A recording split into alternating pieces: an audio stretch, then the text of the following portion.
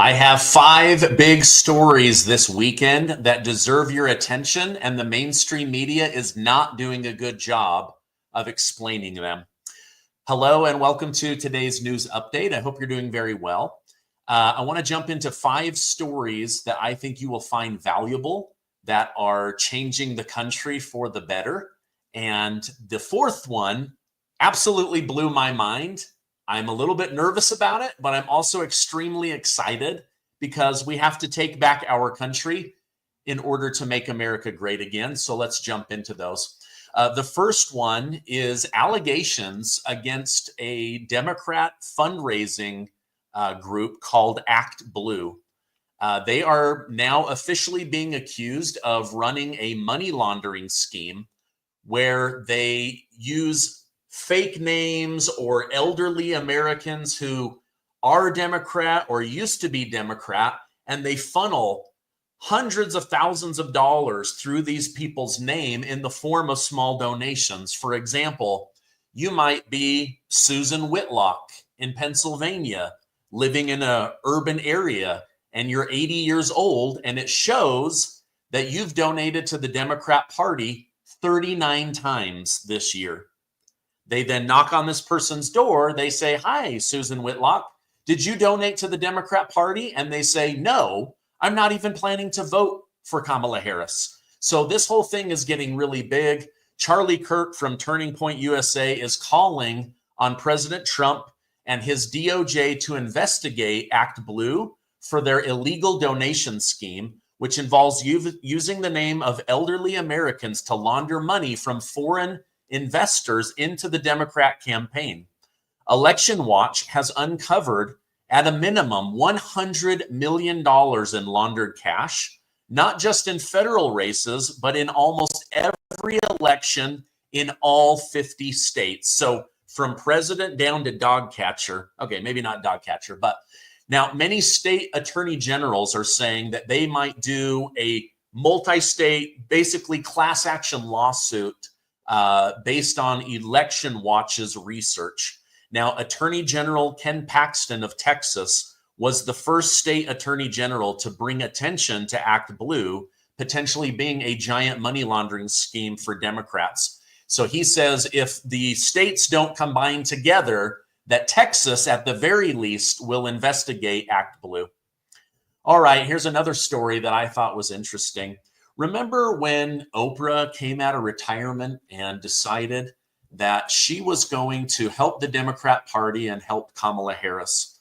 Well, it's now come out based on campaign filings that Oprah Winfrey was actually paid $1 million to do that hour or less interview with Kamala Harris.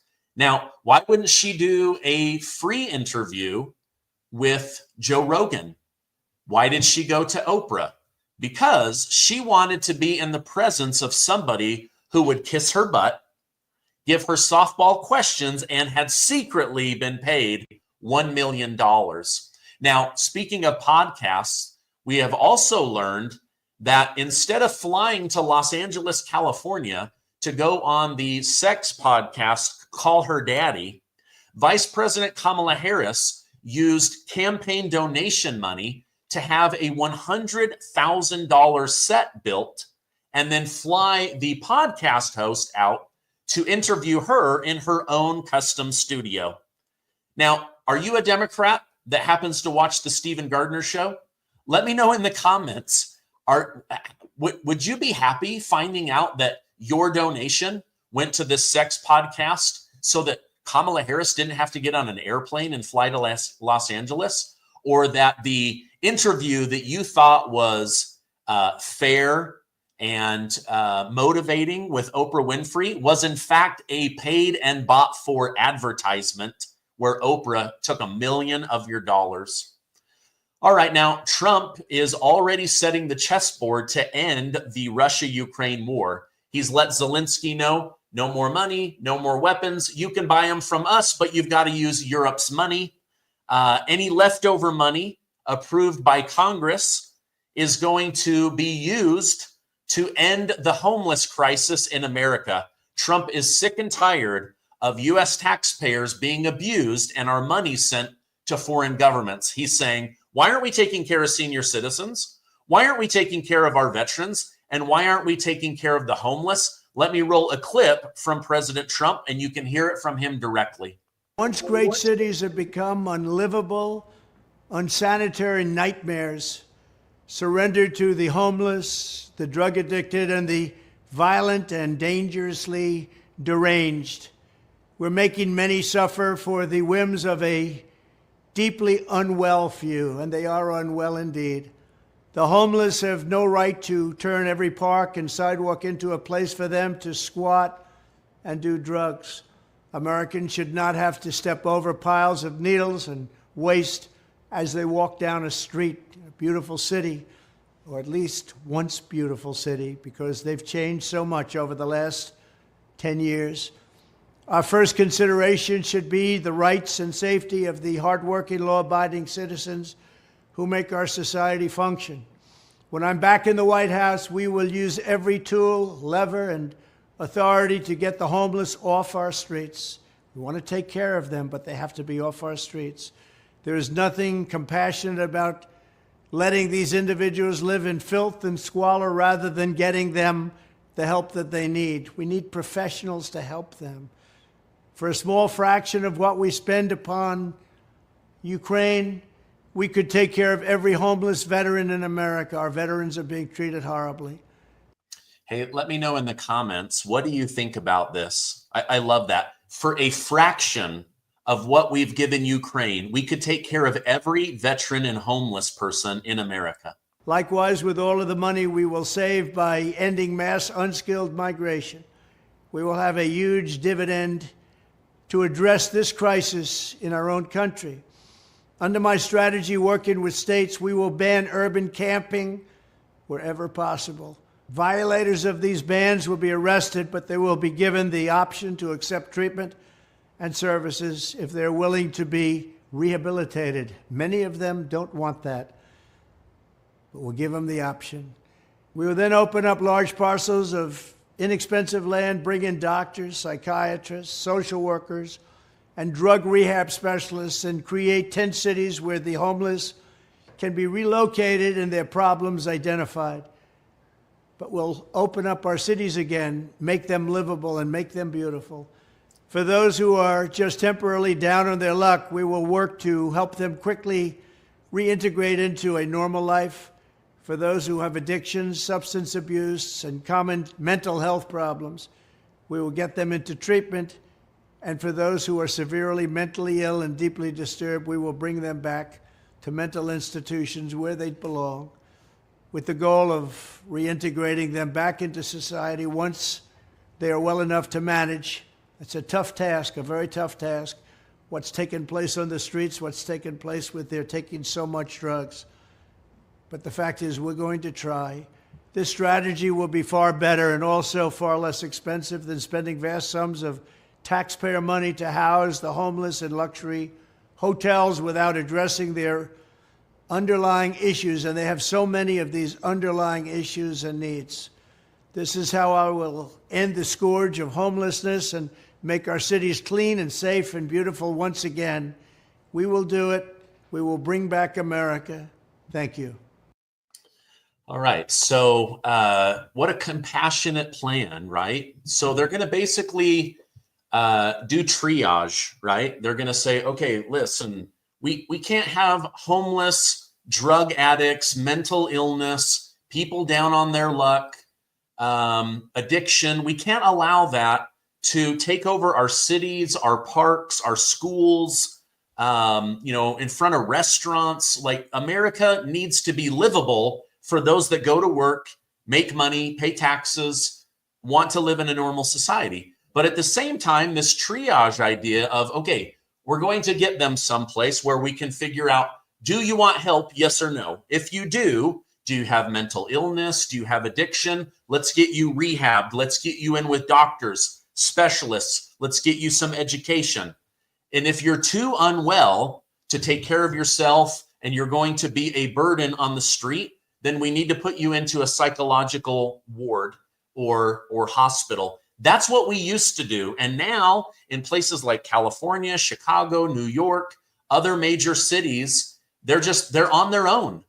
They're just on their own. So it's a really bad thing. So I wanted to bring this to your attention. All right, now here's story number 4 that really kind of blew my mind.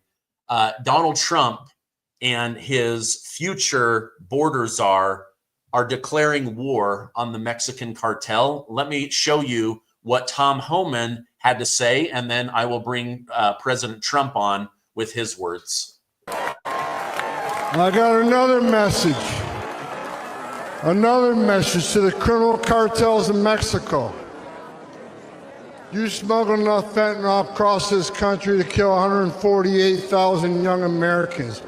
You have killed more Americans than every terrorist organization in the world combined. And that's when President Trump gets back in office. He's going to designate you a terrorist organization. He's going to wipe you off the face of the earth. You're done. You're done. All right, so this message, this idea is being very well received among conservatives that are saying, wait a minute, somebody has to be held accountable. Over 350,000 Americans have died under Joe Biden because of the amount of fentanyl coming into the country. And Tom Homan and President Trump are publicly announcing that we will designate you as a terrorist organization. In fact, the terrorist organization that has killed more Americans than all of them combined, including the reason we went to war with the Middle East. Now, President Trump is even harsher, and he's making specific demands of Congress that I wanted you to know about. Our country is being poisoned from within by the drugs and by all of the other crime that's taking place. The drug cartels are waging war in America, and it's now time for America to wage war on the cartels. In this war, Joe Biden has sided against the United States and with the cartels. They are making more money than they've ever made before, times 10. There's never been anything like it. They're major, major companies. They're bigger than even some of our biggest companies. Biden's open border policies are a deadly betrayal of our nation. When I am president, it will be the policy of the United States to take down the cartels, just as we took down ISIS and the ISIS caliphate, and just as, unlike the situation we're in today, we had a very, very strong border, the strongest border, in fact, in the history of our country, and drugs were at a low of 45 years. There's been nothing like what we did just 2 years ago. We will show no mercy on the cartels. Every day, drug traffickers are using the waters of our region to ship their lethal poisons to America, killing so many of our people and ruining families. In addition to restoring strong border security, I will deploy all necessary military assets, including the U.S. Navy, to impose the full naval embargo on the cartels. I did that before, and it worked. What we did was incredible. We will guarantee that the waters of the Western Hemisphere are not used to traffic illicit drugs to our country. Furthermore, I will order the Department of Defense to make appropriate use of special forces, cyber warfare, and other overt and covert actions to inflict maximum damage on cartel leadership, infrastructure, and operations. I will designate the major cartels as foreign terrorist organizations. We will sever their access to global financial systems. I will also work to forge an unprecedented partnership with neighboring governments in our region, just like I did in Mexico. And remember, in Mexico alone, an estimated 100,000 civilians have been tragically murdered or gone missing at the hands of these cartels. The Mexican government, run by a very fine man, the president, is really working hard, but it's not working out. These cartels are vicious and they're violent, and they have Mexico for now stymied. Well, we have to help Mexico, and we have to stymie the cartels. Either we will get the full cooperation of other governments to stop this menace, or we will expose every bribe, every kickback, every payoff, and every bit of corruption that is allowing the cartels to preserve their brutal reign, and it is indeed brutal. Finally, as I have said before, I will ask Congress to pass legislation ensuring that drug smugglers and human traffickers receive the death penalty. The drug cartels and their allies in the Biden administration have the blood of countless millions on their hands. Millions and millions of families and people are being destroyed. When I'm back in the White House, the drug kingpins and vicious traffickers will never sleep soundly again. We did it once, and we did it better than anybody else. There's never been a better border than we had just 2 years ago. It was strong, it was powerful, and it was respected all over the world. And now we're laughed at all over the world. And we're not going to let that happen much longer. We have to take over, we have to be tough, we have to be smart, we have to be fair. But if we don't do something immediately, our country is gone. All right. Wow. Big promises. Lots of action, activity, overt, covert, special operations, deploying the U.S. Navy. He essentially sees Mexico as being held hostage to the cartel, and the cartel as causing the death of hundreds of thousands of Americans and affecting millions of Americans and their families. He's not going to stand for it. Think how many children have been trafficked from the cartel under Biden and Harris. Think how much drugs have come into the country because of Biden and Harris. This weak, flimsy border, this leaky border is about to be plugged up, and then he is going to go after the enemies. And if other countries don't step in, they're going to start revealing bribes, kickbacks. I mean, he is going full boot on your neck crazy against the cartel. This is exactly what we want to see. We do not want to see terrorist organizations ruling and making billions and billions of dollars off of the death of American citizens. All right, lastly, this one shouldn't come as a shocker, but actor George Clooney has publicly announced he's getting out of politics. I mean, you know, you might not agree with him because he's a Democrat, right? But I'm sure that he's actually a fairly decent person. And once he realized that Joe Biden had dementia and was no longer the Joe Biden that he knew, he came forward publicly and said, we need to remove this man. He cannot run for office again. He was then hesitant to put up Kamala Harris because he felt like she was weak. Not only that she would lose, but that she was not good for America. What have Democrats done now? They're blaming George Clooney for her loss and blaming George Clooney for outing Joe Biden. I mean, George Clooney, dude, come over to the red side where you will be appreciated. They are kicking you like a dog. They are treating you terribly. You do not deserve to be their scapegoat. All right. Now, again, whether you agree with or like or dislike George Clooney, he is the one that kicked off exposing Biden and Harris. And so thank you. Thank you for doing that so that Donald J. Trump could be the winner of the 2024 election. And now look, thanks, George Clooney. A couple of wars are coming to an end.